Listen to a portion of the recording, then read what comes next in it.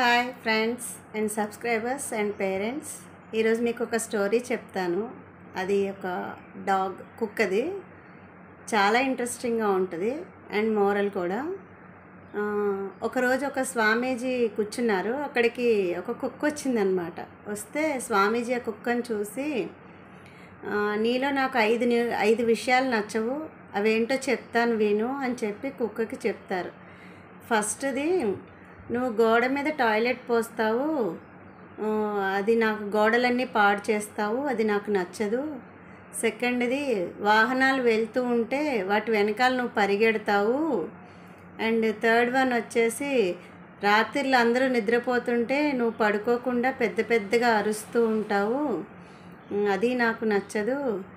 And fourth one, నీకు అన్నం మంచివాళ్ళు పెట్టినా చెడ్డవాళ్ళు పెట్టినా నువ్వు వాళ్ళ వెనకాల తోకూపుకుంటూ వెళ్ళిపోతావు. నెక్స్ట్ ఫిఫ్త్ వన్ వచ్చేసి, పేదవాళ్ళు అడుక్కుంటూ ఉంటే వాళ్ళని చూసి గట్టి గట్టిగా అరుస్తూ ఉంటావు. ఈ విషయాలన్నీ నాకు నచ్చలేదు అని చెప్పేసి స్వామీజీ కుక్కతో అంటారు. అప్పుడు కుక్క తన వర్షం చెప్తుంది. నేను చెప్తాను, ఇవన్నీ ఎందుకు చేస్తున్నానో వినండి స్వామీజీ అని చెప్పి, ఫస్ట్ వన్, మీరు గోడ మీద టాయిలెట్ పోస్తున్నానని అంటున్నారు. అవును, నేను కింద ఆహారం తింటాను నేల మీద. సో తినే నేల ఎప్పుడు శుభ్రంగా ఉండాలని నేను గోడ మీద టాయిలెట్ చేస్తాను. రెండవది వచ్చేసి, మీరు రాత్రిపూట పడుకోకుండా అరుస్తున్నాను అంటున్నారు. అవును, కరెక్టే.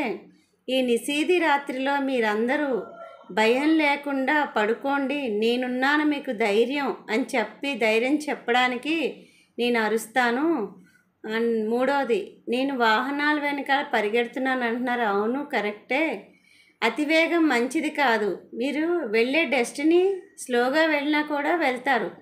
మీరు సేఫ్గా వెళ్ళాలి అని చెప్పి వేగంగా వెళ్ళొద్దు అని చెప్పి మీ వెనకాల అరుస్తూ పరిగెడుతున్నాను నేను.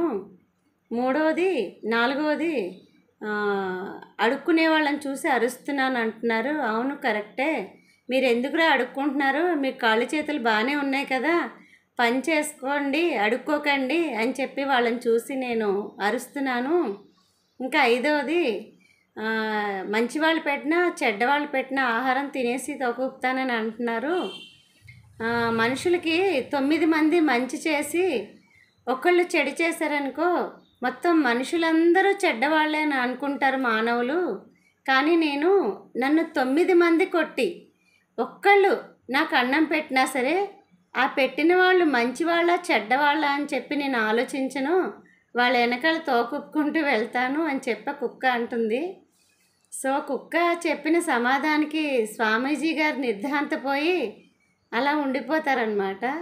సో ఈ కథ నేను ఫస్ట్ విన్నప్పుడు నాకు కుక్కల మీద ప్రేమ చాలా పెరిగింది. నిజంగా ఈ విషయాలు కూడా నాకు తెలీదు. బళ్ళ వెనుక కుక్కలు పరిగెడుతుంటే ఎందుకో పరిగెడుతున్నాయి అనుకున్నాను. ఆ స్టోరీ విన్నాక నిజంగా అవి మనతో అలా చెప్తున్నట్టే అనిపించింది. నిజంగా మనం బళ్ళ వెనకాల వెళ్తుంటే వెహికల్స్ మీద అది పరిగెత్తుకుంటూ వస్తే నిజంగా మాకు చెప్తుందేమో, మేము స్పీడ్గా వెళ్ళొద్దని. ఎప్పుడైనా స్టోరీ విన్నాక రోడ్డు మీద అడుక్కునే వాళ్ళని చూసి కుక్క అరుస్తూ ఉంటే, ఇగో వీళ్ళకి కాళ్ళు చేతులు బాగానే ఉన్నాయి, పని చేసుకోమని అరుస్తుంది. నేను అలా రిలేటెడ్గా ఆలోచిస్తాను అప్పటి నుంచి.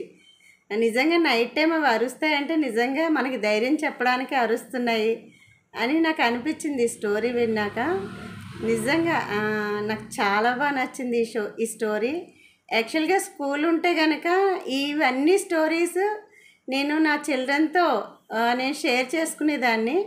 నా పిల్లలకి నేను డైలీ ఒక కొత్త విషయం ఏదో ఒకటి తెలుసుకొని ఏదోటి వాళ్ళకి చెప్తాను. నాకు అలా అలవాటు అనమాట.